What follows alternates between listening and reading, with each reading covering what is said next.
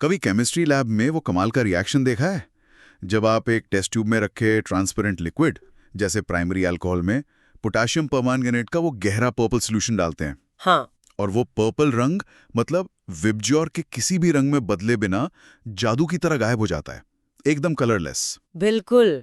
ये सिर्फ रंग बदलना तो नहीं है, ये तो केमिस्ट्री इन एक्शन है। बिल्कुल सही कहा। और ये एक बहुत ही विजुअल सबूत है कि एक मॉलिक्यूल दूसरे में बदल रहा है। इस प्रोसेस में अल्कोहल ऑक्सीडाइज होकर आखिर में एक कार्बोक्सिलिक एसिड बन जाता है। जैसे एथेनॉल से एसिटिक एसिड। हाँ, जैसे एथेनॉल से बनता है एसिटिक एसिड, जो हमारे घरों में सिरके यानी विनेगर में होता है। तो आज की हमारी चर्चा इसी कमाल के ट्रांसफॉर्मेशन पर है। हमारे लिसनर के सोर्सेज के हिसाब से आज हम unit 8 aldehydes, ketones and carboxylic acids से एक बहुत जरूरी विषय समझने वाले हैं, methods of preparation of carboxylic acids. लेकिन ये जानना जरूरी क्यों है? सिर्फ एग्जाम के लिए या इसका कोई बड़ा मतलब भी है? नहीं, इसका मतलब बहुत बड़ा है।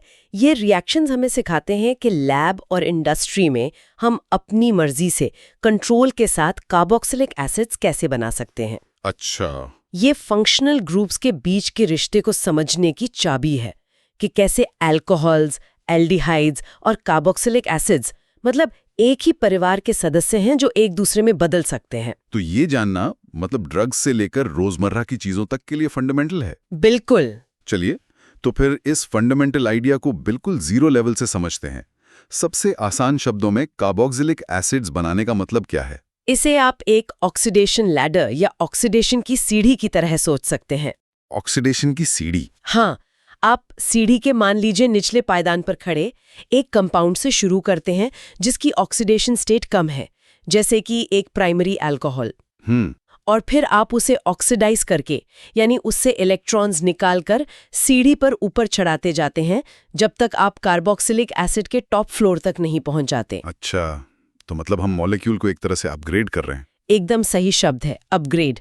इमेजिन कीजिए कि आपके पास एक प्राइमरी अल्कोहल है जिसका फॉर्मूला है R-CH2-OH। ठीक है। ऑक्सीडेशन का मतलब है कि आप इस मॉलिक्यूल से इलेक्ट्रॉन्स छीन रहे हैं।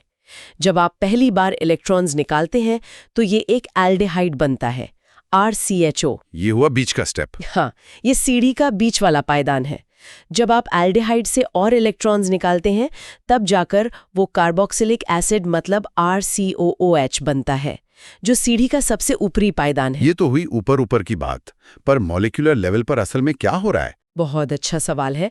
देखिए, मॉलिक्यूलर लेवल पर ऑक्सीडेशन का मतलब है कार्बन हाइड्रोजन यानी CH बॉन्ड्स को तोड़ना और उनकी जगह कार्बन ऑक्सीजन यानी CO बॉन्ड्स बनाना।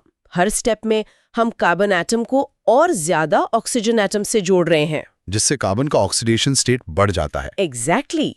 ये कंट्रोल्ड प्रोसेस है जिसमें मॉलिक्यूल की पहचान ही बदल जाती है। तो अगर किसी स्टूडेंट को एग्जाम के लिए एक पक्की डेफिनेशन चाहिए तो वो क्या होगी? एंकर डेफिनेशन ये होगी: Carboxylic acids are prepared primarily by oxidation of primary alcohols, aldehydes or alkyl benzenes, by hydrolysis of nitriles or esters or by carboxylation of Grignard reagents. यहीं पर एक कंफ्यूजन पॉइंट आता है। हाँ, ये बहुत कॉमन है। कई स्टूडेंट्स ये सोचते हैं कि अगर प्राइमरी अल्कोहल से कार्बोक्सिलिक एसिड बन सकता है तो सेकेंडरी अल्कोहल से क्यों नहीं?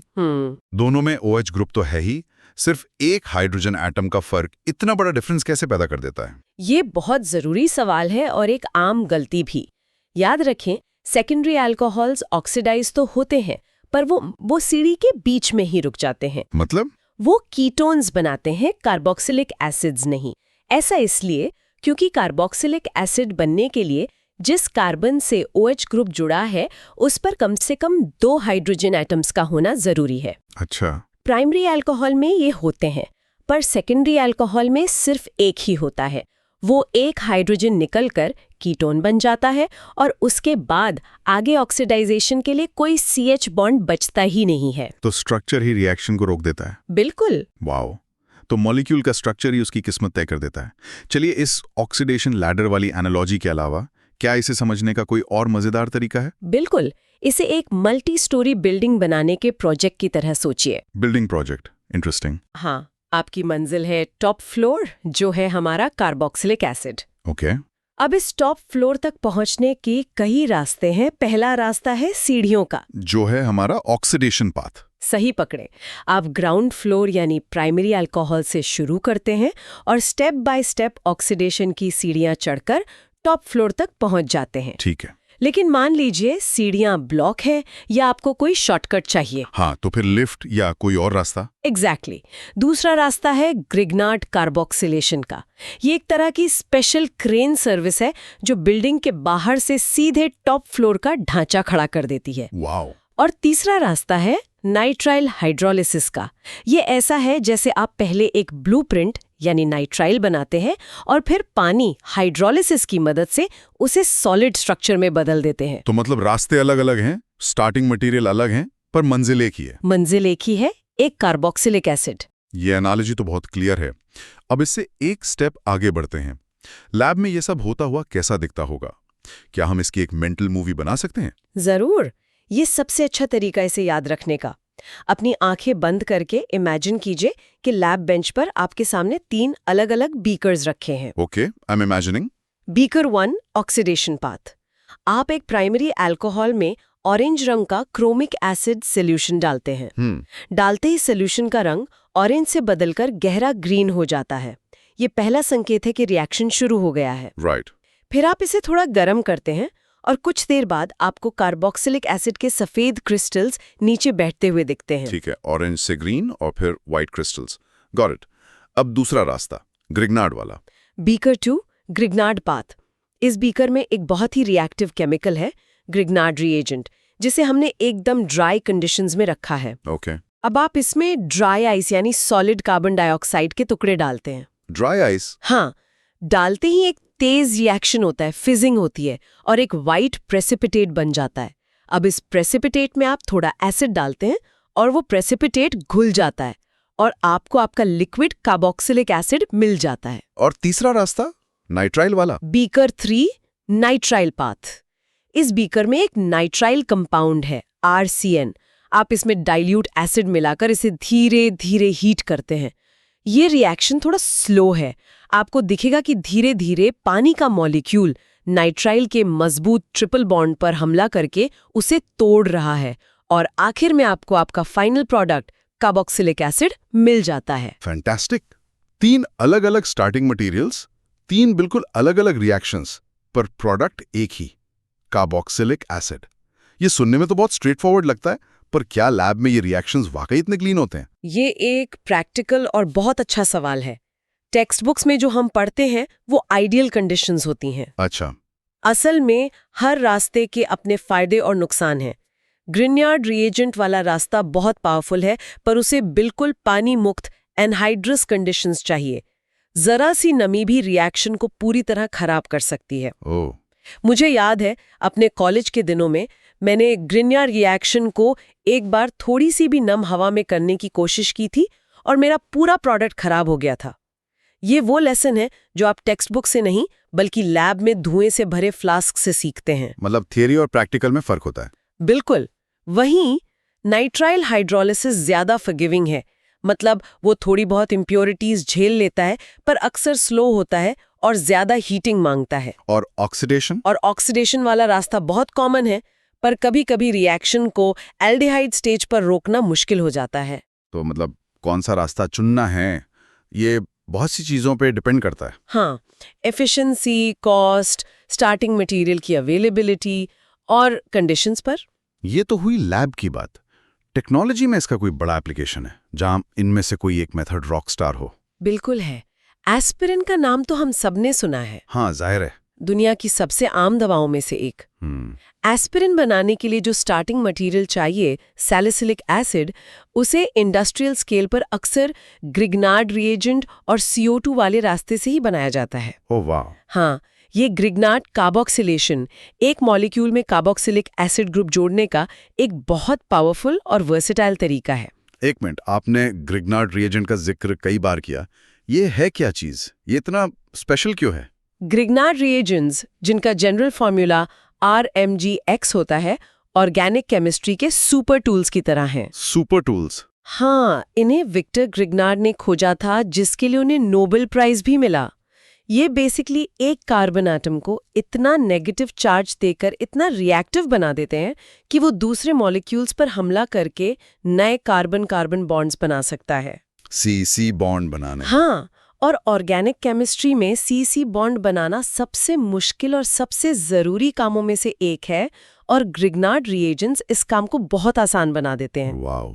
तो एक simple preparation method, a Nobel prize winning discovery, दुनिया की सबसे कॉमन मेडिसिन बनाने के काम आता है।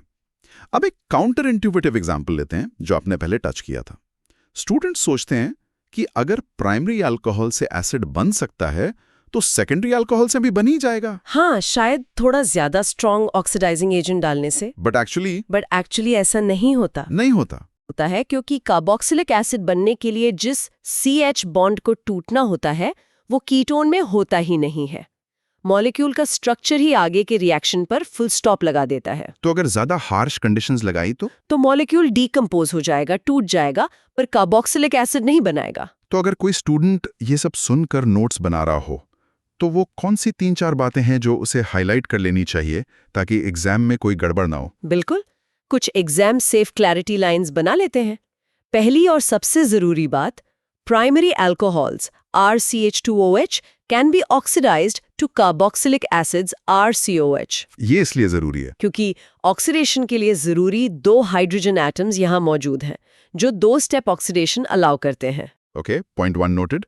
And what about secondary alcohols? दूसरी बात, secondary alcohols RCHOH are oxidized to ketones RCOR, not carboxylic acids। इसे सेकेंडरी अल्कोहल और कीटोन के स्ट्रक्चर के साथ कंफ्यूज ना करें, ये एक स्ट्रक्चरल लिमिट है। ठीक है, ग्रिग्नार्ड रिएजेंट वाला तरीका भी बहुत यूनिक है। उसके बारे में की टेक अवे क्या होगा? तीसरा point, yes, Grignard reagents RMGX react with CO2 to form carboxylic acids। और ये CC बॉन्ड बनाने का तरीका है? हाँ, ये CC बॉन्ड बनाने और कार्बन चेन को एक एटम से बढ़ाने का एक शानदार तरीका है। ये स्टेप अप रिएक्शन का एक बेहतरीन एग्जाम्पल है। परफेक्ट। और आखिर में नाइट्राइल्स के बारे में? और चौथा point, nitriles RCN can be hydrolyzed to form carboxylic acids RCOOH। ये भी कार्बन चेन को बढ़ाता है? हाँ, ये मेथड भी कार्बन चेन को एक कार्बन एटम से बढ़ाने में मदद करता है। अगर आप एल्काइल हैलाइड से शुरू करते हैं तो ग्रिग्नार्ड और नाइट्राइल दोनों ही कार्बन चेन को लंबा करने के तरीके हैं। ठीक है, हमने काफी गहराई से समझ लिया है। अगर इस पूरी चर्चा को जल्दी से रिवाइज करना हो तो मेन पॉइंट्स क्या होंगे? चलिए फटाफट रिकैप करते हैं। पहला, कार्बोक्सिलिक एसिड्स बनाने के ज्यादातर मेथड्स ऑक्सीडेशन लैडर पर चढ़ने जैसे हैं, जहां हम प्राइमरी अल्कोहल्स या एल्डिहाइड्स को ऑक्सीडाइज करते हैं। बिल्कुल। दूसरा, इसे एक मल्टी स्टोरी बिल्डिंग बनाने की एनालॉजी से याद रखें, जहां ऑक्सीडेशन, ग्रिग्नार्ड कार्बोक्सिलेशन और नाइट्राइल हाइड्रोलिसिस जैसे अलग-अलग रास्ते एक ही मंजिल यानी कार्बोक्सिलिक एसिड तक ले जाते हैं। राइट।